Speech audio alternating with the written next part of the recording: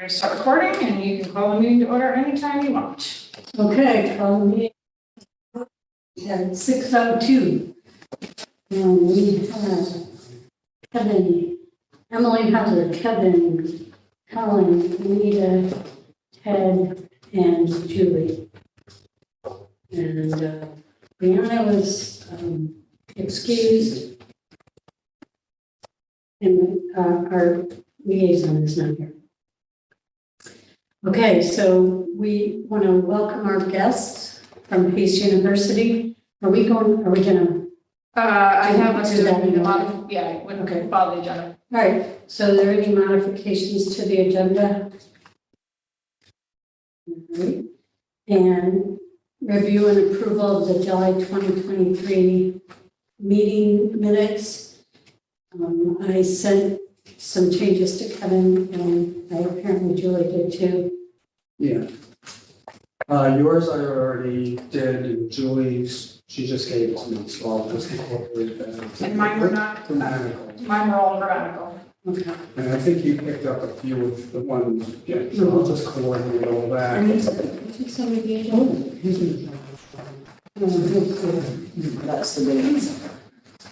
Yeah, so I just changed some of the Yeah, links and added some links and put in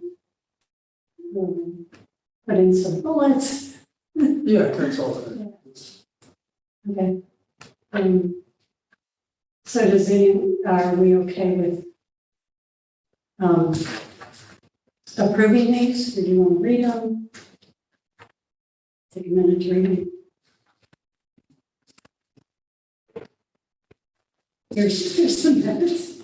I got it, yeah, thank you. I haven't had a chance to read them.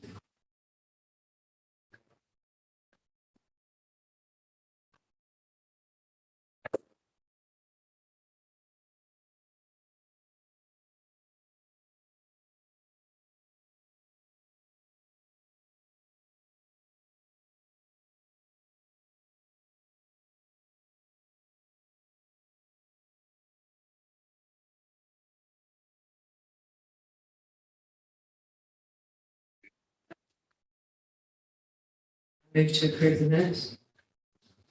Anita, are you ready? Yeah. Okay. And is a second? Can I second them? Yes. Okay, a second. Okay, all in favor of the approval of the minutes of July 20? Okay. All right, so we have Jessica Batcher and Tiffany Zazula from Pace University Law Center to present on the resiliency LWRP stakeholder input. And that's all I know, so. You can go ahead. All right, that's probably, that's good enough, really.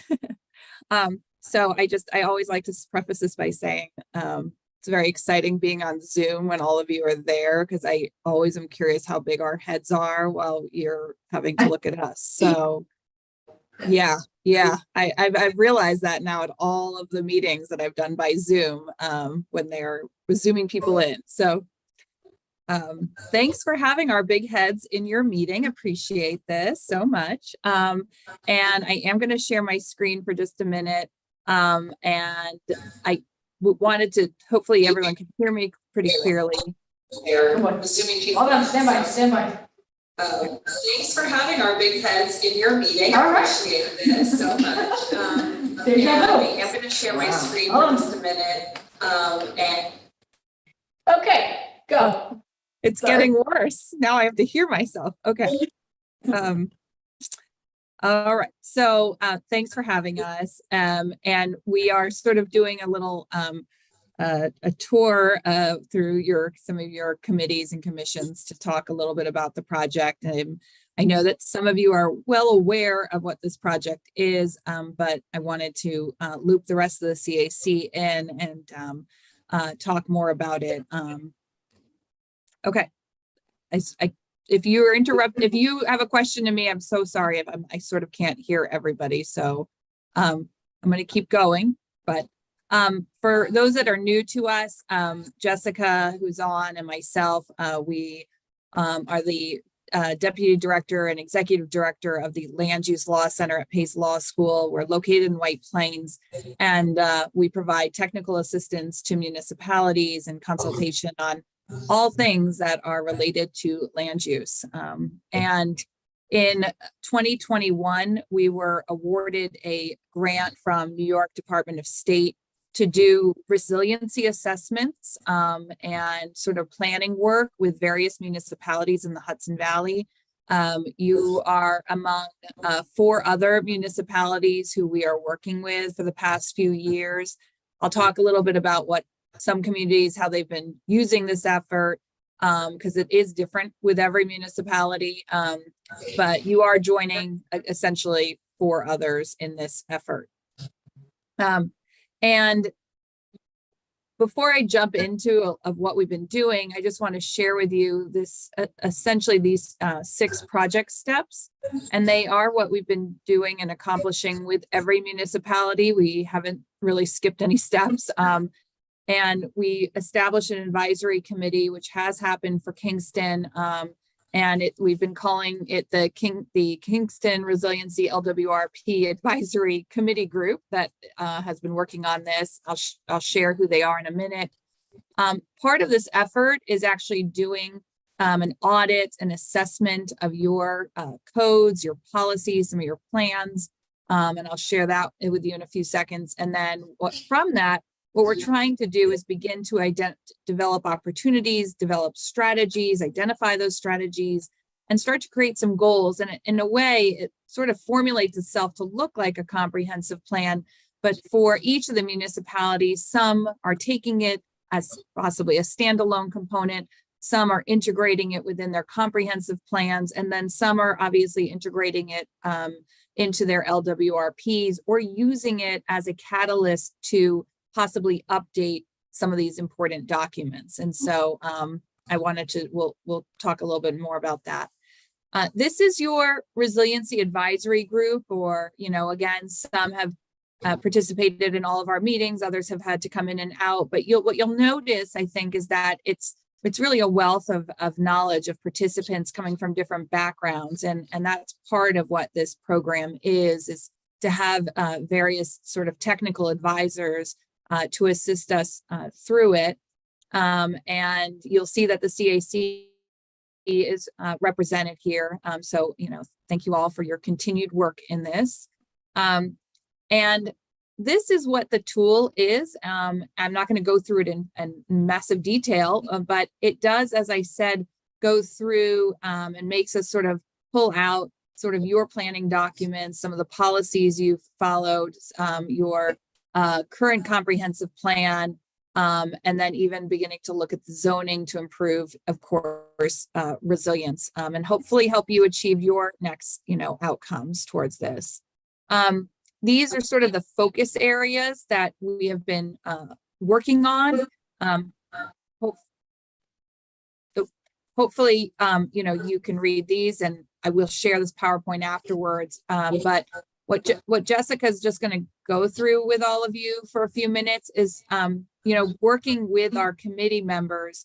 We've walked through these focus areas. We've walked through the assessment and through it. And this is actually going to be new to the CAC members who've been helping us with the advisory work. But what we've been trying to do is take and prioritize based on input from the committee members, sort of what your top focus areas are and sort of your top ideas towards strategies of implementing those focus areas. So I'll turn it to Jess, and then she'll just briefly go through this. So. Great. Well, thank you, Tiffany. Good evening, everyone. And just to note, the prioritized strategies that are here are just a selection of what was included.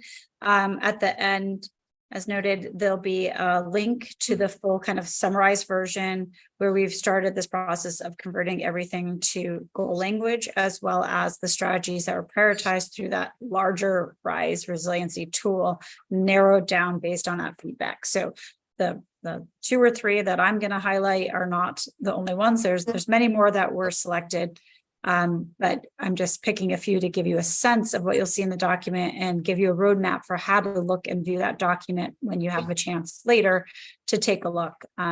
So as Tiffany pointed out, there were different focus areas, including the RISE assessment based on feedback and prioritization from the committee. All the goals, all those focus areas remained in the final draft planning document that we're working on, but we did convert them and add some changes to them based on feedback so that they now represent more goal language. So I'm going to go through each of these now, but just so you know what you're looking at.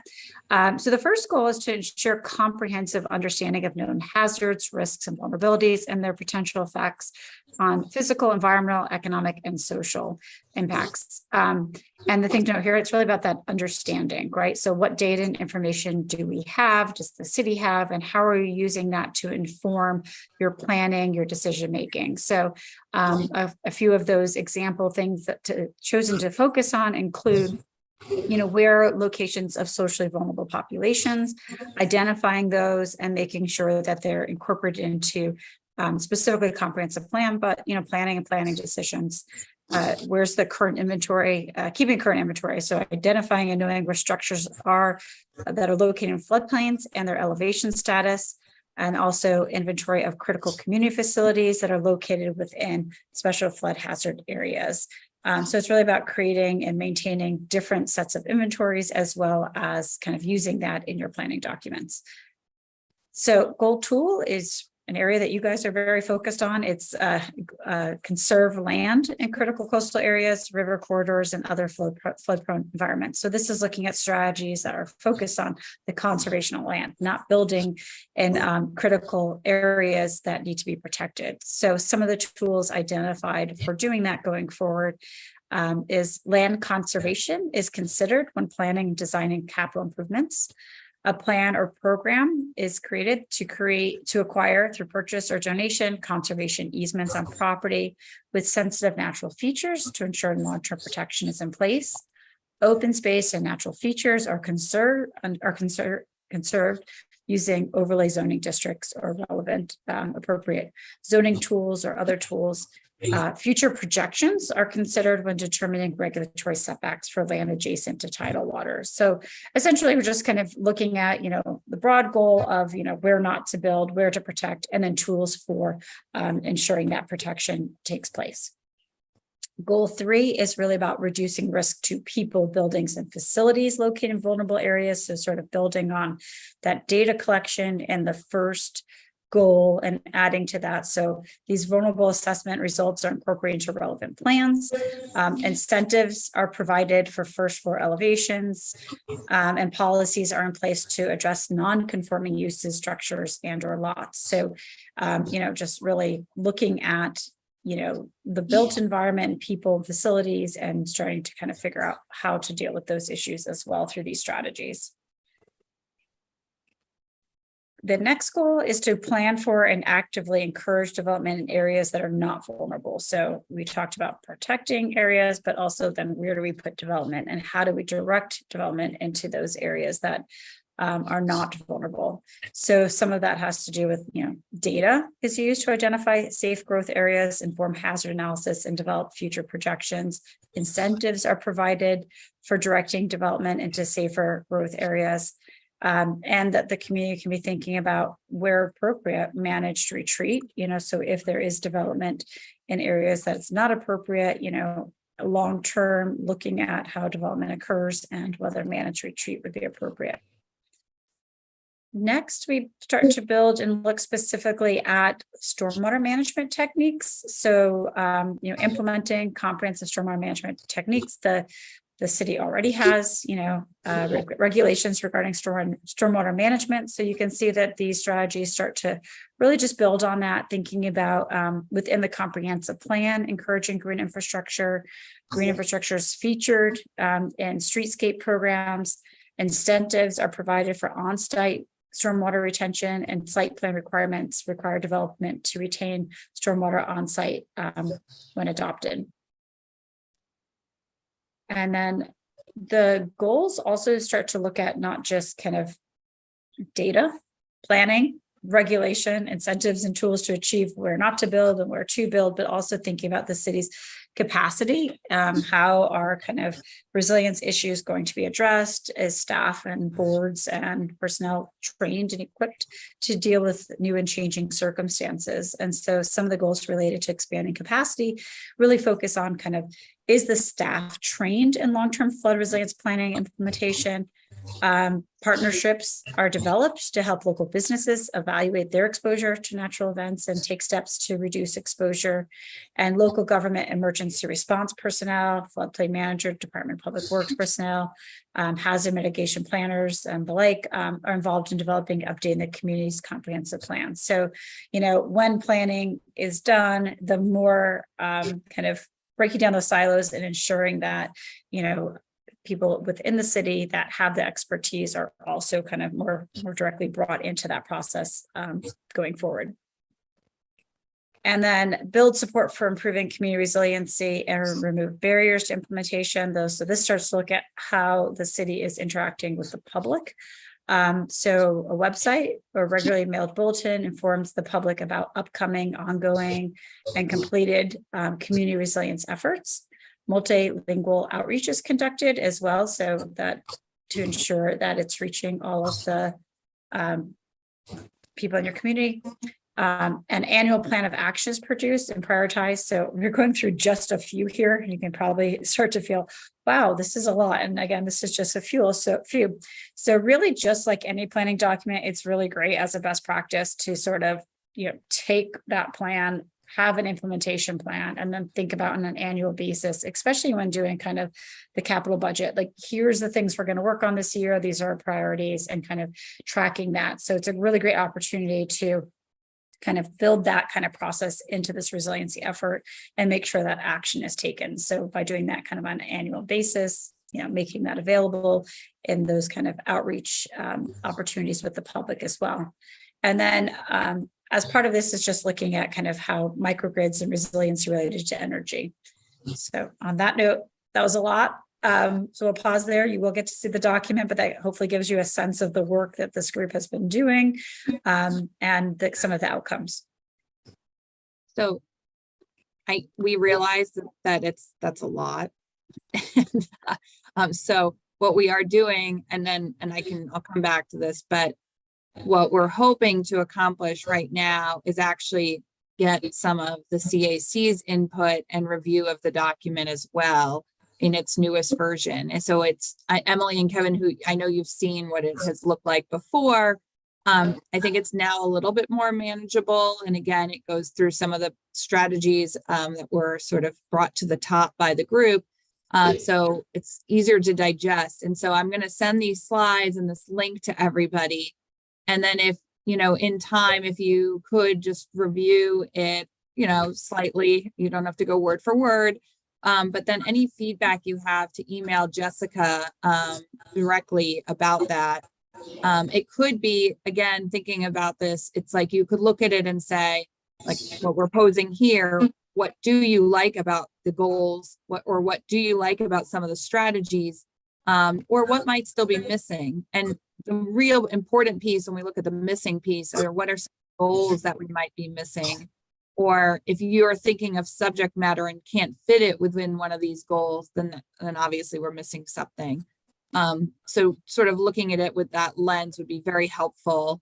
And then again, so that would go to Jessica. What we'll be doing from here on is taking all the feedback we get from these sessions that we're leading, and then we're reconvening the Kingston Resiliency Advisory Group, and we're going to show them some of the, you know, the refined document, and then to hopefully begin to finalize. And I'm not, you know, when I say finalize this resiliency component, it would be finalizing or, you know, having together a resiliency sort of plan that you can use to either apply for LWRP funding, it would be helpful, or if there's other ways you want to use it, we can begin to talk about that. So, and that's where we're at. So I don't know if there's questions or thoughts or immediate feedback that you would like to give us, but that's why, you know, we're here this evening.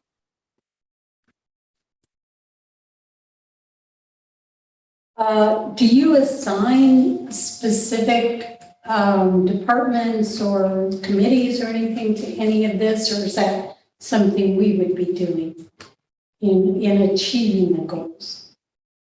Or how does Yeah, that? do you want to answer that, Tiff? You want me to? Go ahead. That's part of the process we'd like to start to do as we move to the next stage, which with our resiliency working group, is to identify who would work on the different tasks. So just like a traditional planning document, an action plan that will accompany kind of the strategies, looking at kind of timeframes, information needed or resources, as well as who would work on it. So we're getting there. So really good question in this process.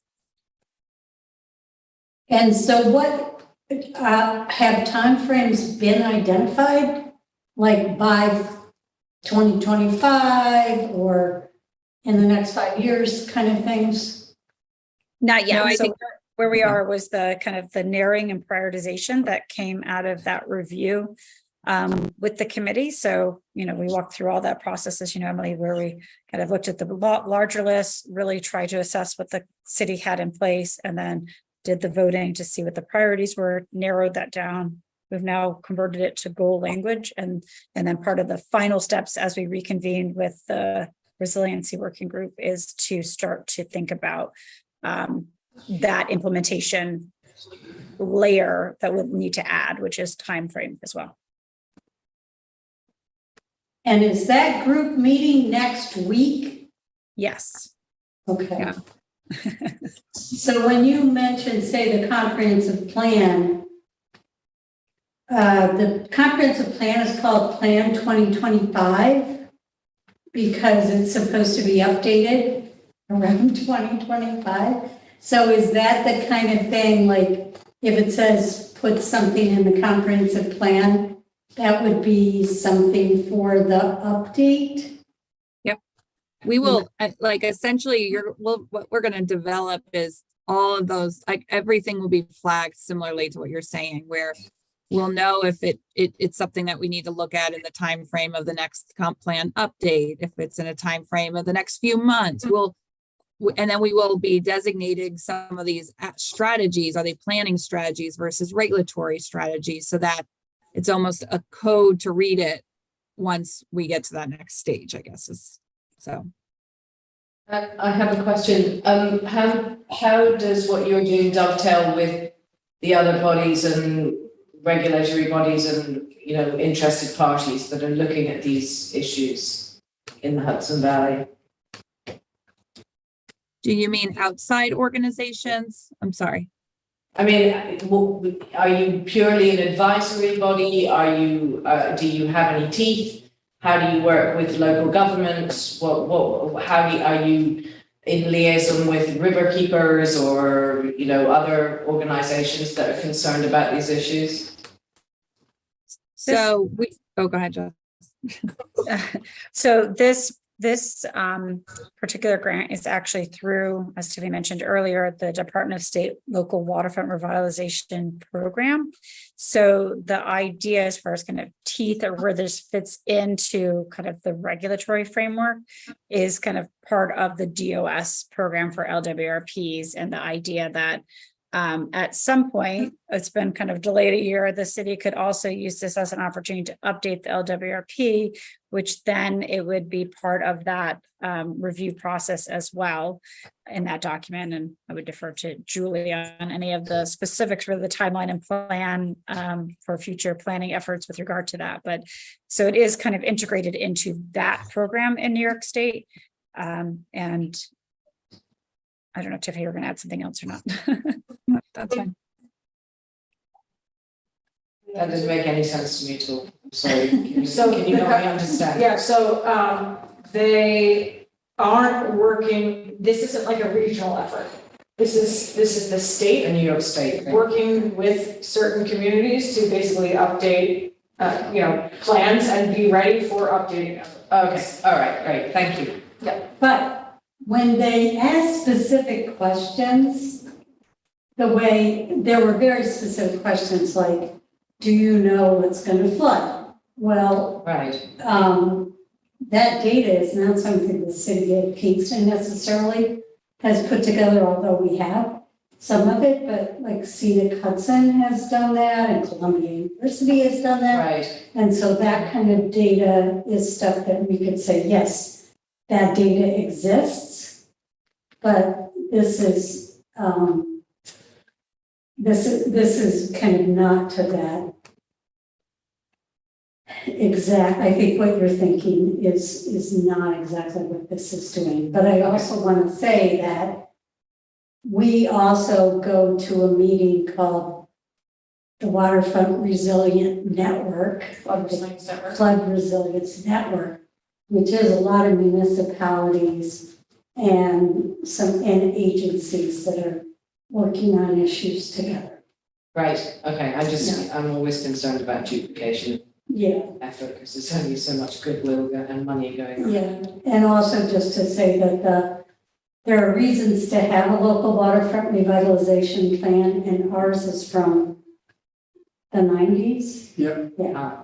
So the idea this would kickstart. This will help us update our specific one. Yes. Right, like for example, if you go through it, I don't think you'll see the term sea level rise appear in the LWRP. Right, So yeah, when we do reviews for that, on the other board, we would take the flooding and adapt it to sea level rise, right, which maybe not a best practice. I mean, just at the end of the The best we day, can do under the circumstances, right?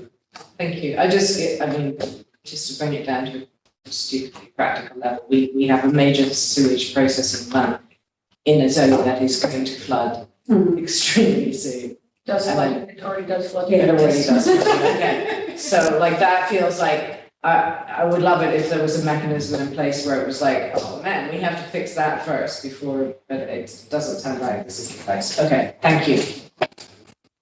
And I would just add, one of the things, The tool, sorry. sewage treatment plant. Oh, To see sure, what they've done. I'd love it. Forgive me. It's okay. All right, any other questions? One question about the date for the project advisory committee. I don't think I have it on my calendar. I see some emails that may have bounced. I'm not sure. I'm So the 21st at 1. 21st at 1. Okay. It's September? Yes. Yeah.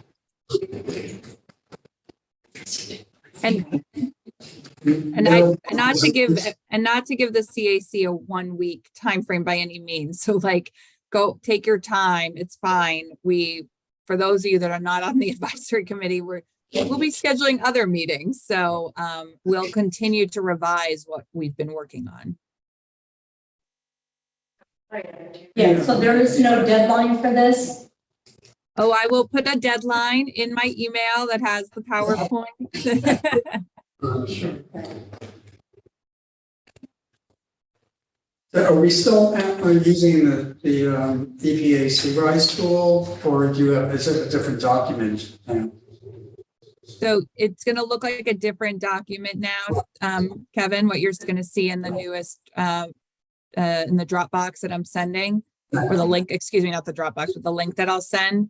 And then we'll be sharing this, but in more detail, as Jessica said. Remember, we were cherry picking out strategies to highlight for the goals. We'll actually walk through the full document with the group. And then talk about what again, any feedback, anywhere else we should be, what else we should be thinking of, if any, and then begin to prioritize further and also work on the implementation plan for it. It might help. Could I share a screen possibly, Julie? I don't know if you can give me access quickly. I'll just show really quickly the document that you guys will see, which looks familiar for the folks on the committee, but you'll see that it has each of those strategies that I mentioned under each of the goals. So we're in one of the goal sections. There's going to be roles, time frame, resources, and then existing local resources. This was the tremendous amount of work that we did with the committee already. So the point that we don't want to duplicate things is really important, right? So we're identifying what's already been done with regard to kind of this strategy and what documents contain information already. And we'll be moving from that strategy to identify who would be working on it in that time frame and what resources are needed. So you can kind of see how we're kind of developing this now into a action-oriented planning document. Preceding that, as you'll see, is like each of the goals, a bit of an explanation of what that goal means, which I was just covering with you much more quickly. So when you dig into this is what you'll be seeing for each goal, a little bit more narrative around it, the strategies and some existing resources as well. But you can dig through and see all of the strategies. As I said, I just kind of list a few, but as it goes on, and it's quite longer than what I summarized for you. Hopefully that's helpful. All right, anything else? Okay. No, I will send everything your way then in the next few minutes. Oh, okay, thank you. Thank you so much. Thank you. Thanks. Thank you all. you. Thanks for your time. Thanks, bye. Bye.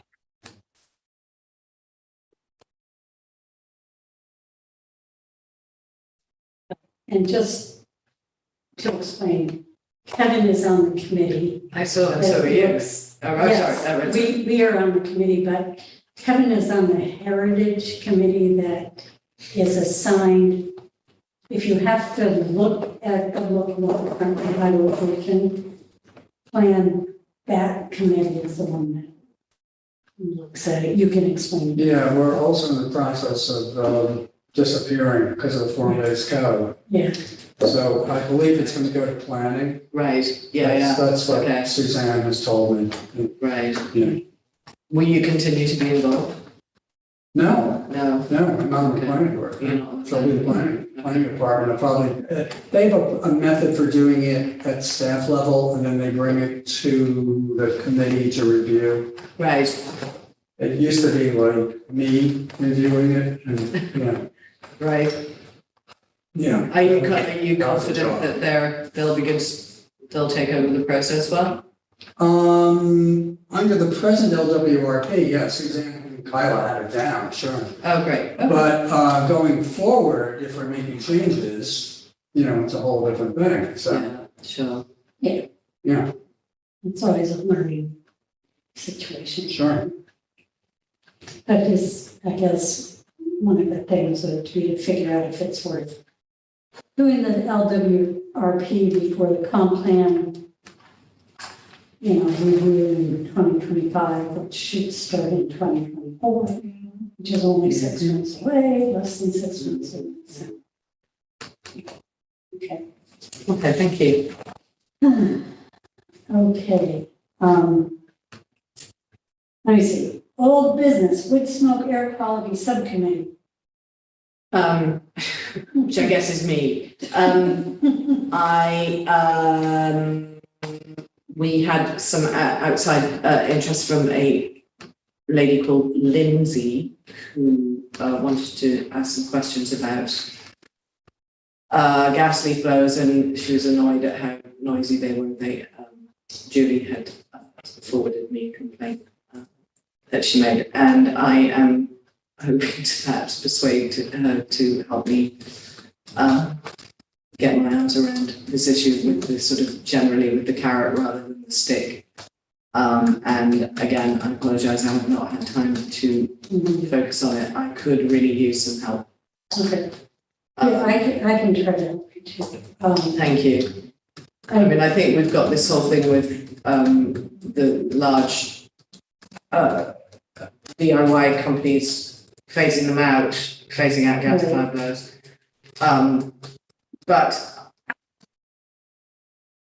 I'm kind of tempted to look into, I mean, there's just this afternoon, I was writing something and was blasted out of the water by the contractor, whoever it is that takes care of a house, a good 50 yards away. And I think much as we don't want to overburden the police department, I think it would be worth looking into starting a bit of a campaign for people to report when these things are clear, because this was clearly over the decibel. I mean, it was absolutely deafening from many tens of yards away. But I don't know, what do you guys think? I mean, obviously, it's, you know, that's going to cause unpleasantness, and, you know, the people who will suffer the most will be the small businesses that are offering these services, but they are polluting and noise intrusive. So, but I mean, you know, maybe that's just. Well, there's, first of all, this woman, there was an email going around between us, and one thing I don't think she understood was when you said you should call the police. I don't think you made it clear that, like I have called the police, say, for a dog, not the police, but the dog person, when the dog is barking, and you have to call right then and say, this dog has been barking for an hour, Right. you know, thing like that. And so I'm not sure you made that clear to her. That Okay. you need to say, and I didn't want to butt in because I wasn't positive, but, you know, you need to say, when this is happening, right then, call the number, not 911, but call the number. Yeah. And say, you know, it's my understanding that there's a rule on decibel levels and this is really loud. And can you do something? Right. And I think, so that would be just one person knowing. And so the question is, do we feel comfortable, like, letting people know that if it's bothering them, that there is a rule that they could use? And how could we get that out? Like on Nextdoor, or Facebook. And I would say there's the other part of that is that often the people that are using those are not protecting their own ears. And that is a labor issue. Yeah. That they aren't protecting their own ears. And I've seen it, you know. Right. Sure. And so that, and it, maybe if they are protecting their own ears, they don't realize how loud it is. Yeah. But they, Right. you know. Sure, no, I've definitely seen that. I mean, in the case of this one, I think you're right, it would be good to specify that, but she said that she had a neighbour's property, rental property, where they were starting at 8 o'clock on the dot every Saturday morning. So I was assuming that she would be able to free to call next time that was. But That's why. I mean, I just, you know, to me, it's a case of sort of playing it forward. Like, supposing we do start a campaign to alert people that they have the right to complain to the police department about this, you know, what then? I mean, you know, and I'm genuinely, I'm not asking it rhetorically, I genuinely don't know. Is it likely to have a positive effect, or is it just going to cause a lot of misery and resentment, not least from the police department? I mean, Chief Tinty, when I talked to him about this, was very nice about it, but, you know, he and was, you know, perfectly willing, as is his job, to look at, you know, to respond to calls. But I just think it would be so much better if we're going to start a public awareness campaign to try and perhaps comment it less from a sort of law enforcement point of view. And I apologise, I haven't done as much work on it as I would like to do, but I'm definitely, thank you, Julie, for sending me that stuff about Lowe's, I think it was. And I want to look into talking to the manufacturers and also Chief Tinty is willing to be interviewed by, you know, the Daily Freeman, championing electric over gas. But it's funny, I was passing there's one of the churches many churches on Fair Street, and this guy was blowing leaves, and it was an electric blower, and I was like, oh, that's a cool, like, it was a really nice, big, powerful blower. And he said, yeah, but I charge it overnight, I use it once, I charge it for another 2 hours, it lasts 20 minutes. And he was pissed Yeah, about so it, the second one. So then it becomes a thing of, and I know this is a little academic, but supposing you just get a bunch of batteries with chargers, then you've got all the lithium ion and the disposal and the pollution and the, so Right. there ain't no free lunch. I wish we could just go back to raking leaves, but I guess that cat is long out of bag. Well, so are you saying, like, also, if you called, how does the officer determine that it's too much? Well, I think what one would have to do is specifically, and again, I should look into this and I should advise the lady who was complaining. I think you need to specify that they come around with a decibel. They have noise measurement equipment, or they're supposed to.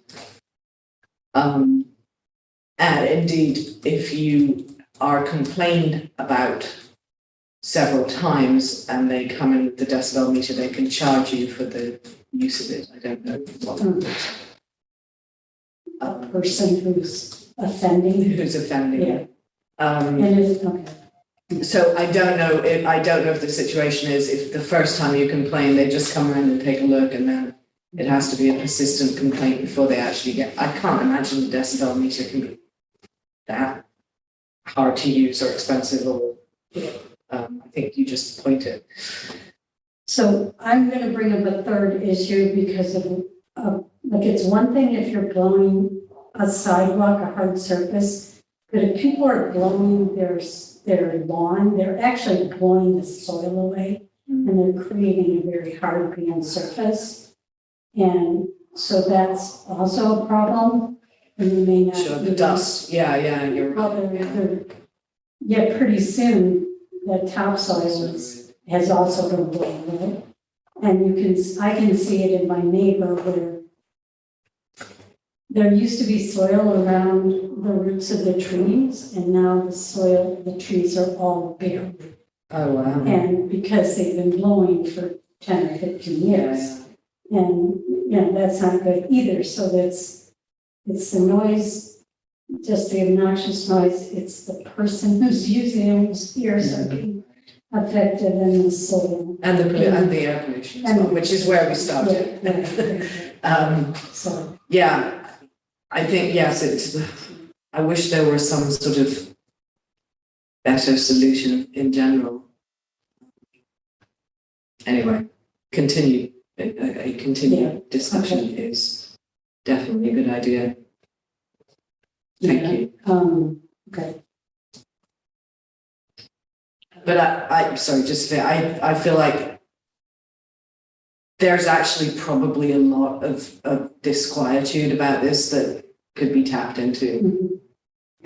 And it would be great to do that in the most positive way possible. Okay. But I'd appreciate your help. That'd be great. Thank you. Okay, is anything happening with the rezoning that we need to know about? Well, the zoning was approved, but Oh, yes. just prior to this meeting, we were, several of us from the Climate Commission were discussing tweaking the solar zone. Julie got a report from SoulSmart that Dover Coal used best practices for small scale. They did not include large scale installations. And Melissa Ayesha has sort of been leading the charge on this, sort of getting this organized. So I think we're talking about having a meeting on the 28th, which would be to discuss, do a presentation on the seed cuts and solar mapping tool, which Melissa's done before for climate. I don't know if we've had that here. No. So it's an interesting tool. I can send people the link to it. Yes, please. Play around with it. Yeah. It's pretty easy to use. It's user friendly.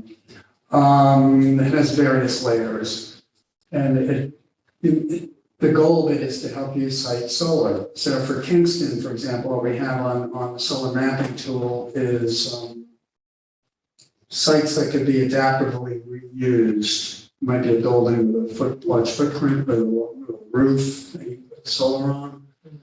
Or it could be one of the various brownfield projects that have gone on around town, particularly in Rondout and in Midtown. Yeah. There's a biodiversity layer which would exclude areas that have been identified from the open space plan or the community preservation plan. So you have to look at what it's excluding as well as what it's including, right? So including is existing structures and existing sites, and excluding would be habitat. So we're not clear cutting to put solar panels up. Right? So Yeah. can I just go back a minute? So Kingston Forward did get passed in early August, correct? Right. And then the mayor signed it like the next day or something. Okay, so that's great. And then there was a company that complained that there was nothing on larger solar. You kind of brought that up. No, that came up at the Just at use the the name. planning commission. Oh, Pretty late in the game, but it was a little late. I took whatever Melissa wanted to do in turn, and she gave me a lot of information from Audrey Fredrickson at City Hudson, like a book that. I mean, are you just saying that at the very late, they tried to put it into the Farming's code? Is that what you're saying? Well, they actually did, that Oh, was one of we the things I requested did. Yeah, I requested it. I went to Bartek Oh, okay. and Amy, and they said, too late. Oh, okay. And we really don't want to address large solar. That's a utility use, as far as we're concerned. So that opened up, well, gee, we're wide open for utility uses then. This is interesting. Now, the large scale solar does need to be, needs state certification. And that may have something to do with their reasoning. They didn't give me a full reason. It was already too late for them to go back and start doing this. Well, so if there was something on a building, would that affect anything like land use anyway? So you're only talking about if there was enough acreage in the city of Kingston to put ground mounted solar, and is this an issue enough to warrant? Because kind of that's what As far as, 1, 2, and 3 family houses or even apartment houses, whatever, it's done, it's in the code. yeah. And Soul Smart looked at it, they thought it was. Soul Smart, that's what I. Yeah, they thought it was okay. That's what I. Right. So SMART is a federal Department of Energy designation. You can become Soul Smart designated. Soul Smart is a program, not a company. Right. And we just became Soul Smart Bronze. It's not soul music from. SOLSMA. Sorry. It could be Aretha Franklin or Otis Redding, but it isn't. Kevin, so for example, that solar field that's up behind the mall, That's on a landfill. that's on the land, yeah, so that's a Yeah. typical brownfield Yeah. use, right? What about the mall itself, is that? Well, that's in the town of Ulster. Okay. But I still have the thing open, which I might, but now we're going to do the Ulster route. Well, no, that doesn't matter. It's just that, What about Kingston Plaza Mall, for example, because that seemed like a good candidate, there's lots yeah, of green that's space. privately owned and, So does that not fall into the new code, that would be too big scale? yes. That would be a sort of enterprise level, yeah. So it would, anything that's beyond, Just residential, Right. basically, okay. Kevin, Yeah. when you say tweak, do you mean like add a new section of legislation or makes minor changes? Probably a new section of the code to cover large scale solar. Are you familiar with the pattern for progress's model zoning solar ordinance? think I've seen that, I don't know if I have that. Because they're offering it like as a resource, but I know New Paltz is trying to adopt it right now, and they're. We ought to take a look at that too. They reported on it at the EMC and they said New Paltz like was excited, but they're like ripping it apart and rebuilding it basically, so I don't know if it's useful or not. But Yeah, that's a really good point, though, because that was the other thing, is like a lot of the towns did solar zoning, you know, over 5 years ago, because they were getting hit with these big projects. And I'm just wondering, I guess maybe I've been naive that we just don't have the land that this would be problematic for, that's not already protected, you know, like, oh yeah, they could take a, you know, buy the golf course and put in solar, or The new property. the Newcomb property, yeah, things like that. Or So- the Kingston wilderness, even though it's a conservation zone. They did do it in Eddyville next door. Right, and they did some clear cutting and For solar or for? so, yeah, Cypress Creek did it. Right, so, yeah, so I guess it sounds like Climate Smart Kingston is handling that, but you're suggesting that if we want to look at the solar zoning or take the class, we could. Yes, and Yeah, the solar tool is worth checking out Yeah. regardless. everyone will get an invite from me probably later this week for the September 28th. There's going to be like a short evening meeting to go over this whole thing. And Ted, to answer your question, I don't think Audrey and Jeff Ansavino used patterns for progress for this. I think it was a lot of it's Audrey's material, her review. And I know Jeff had worked on it because Jeff's done some presentations of it. And Jessica worked on it. Mhm. Okay, yeah, because we definitely, by the way, commented on the solar part, because originally they had some really strange thing, like, I don't remember, if they were limiting the size in Yeah. someone's yard or something. like that. Right. And they took that out at a recommendation, but then they went to the utility thing. But I also would want to say that I think if the DEC weighs in, it has to be pretty big, right? It's not, that's where like they take over and there's limited input from the locals or something. Is that what you're talking Yeah, about? I think once you get into 25 megawatts or Yeah. larger, you need a state certification. Yeah. And I'm not sure, is it all DEC or does NYSERDA get involved in this too? I don't know the technical aspects of that. For the review.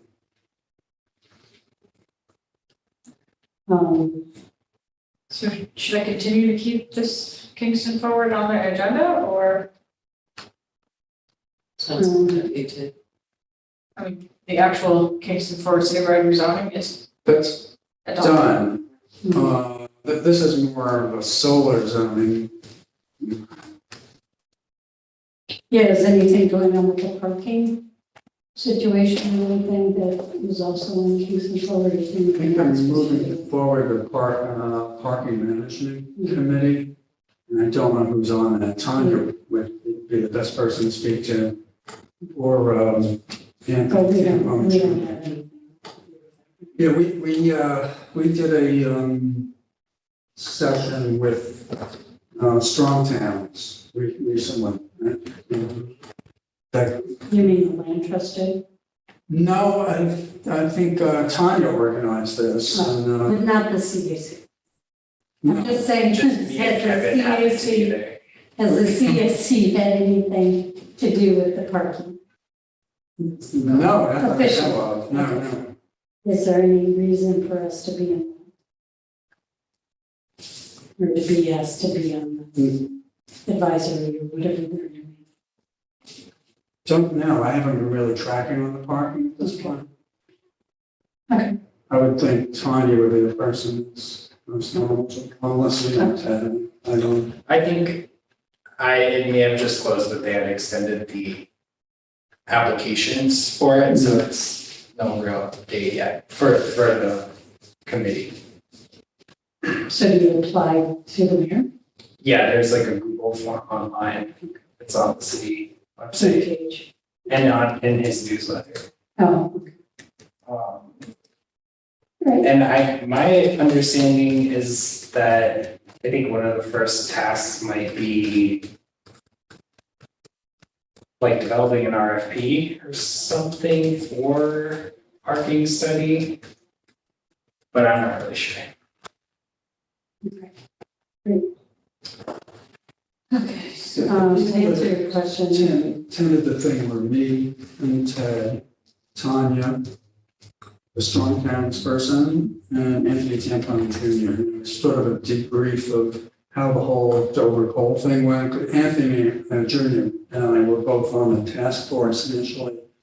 And Tanya played a pretty leading role throughout the whole thing. okay, So,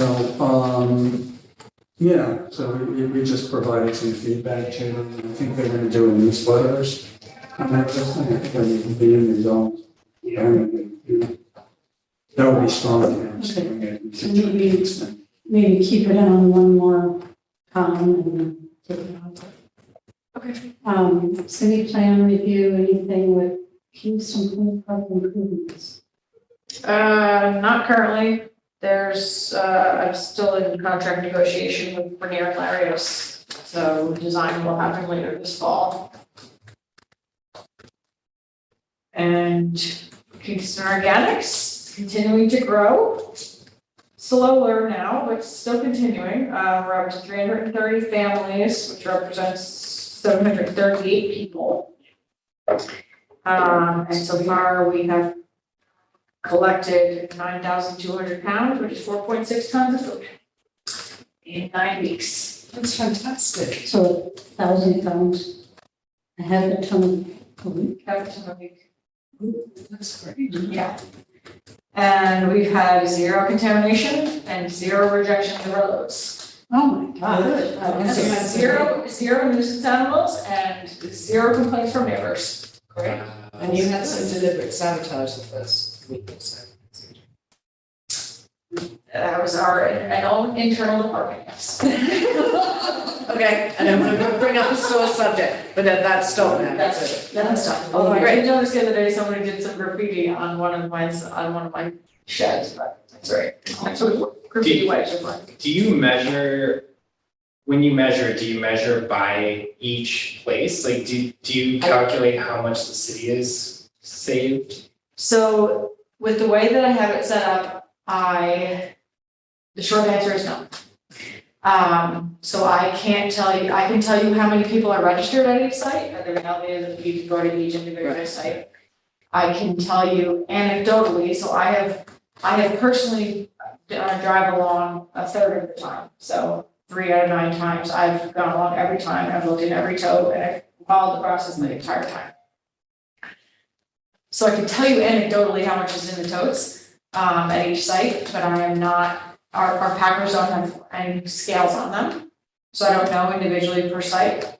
And we are combining, and the route has 18 stops on it, and it varies between municipal and community. So I'm not able to even say, our 10 buildings are collecting X and our community is collecting But X. you But can- anecdotally, I can tell you that the bag that is in the garbage can at the police department is the same bag that's been there since day 1. 9 weeks later, they haven't put 1 single piece of food in it. This building, they put like this much in, which is fine. The Hodge Center and the Rondex Center, which have commercial kitchens, give me a full 64-gallon tote every week, unbelievable amounts of food. The fire departments usually give me coffee grounds and eggs, sometimes some chicken. And the water department gives me something minimal. DPW usually throws in a couple of things, but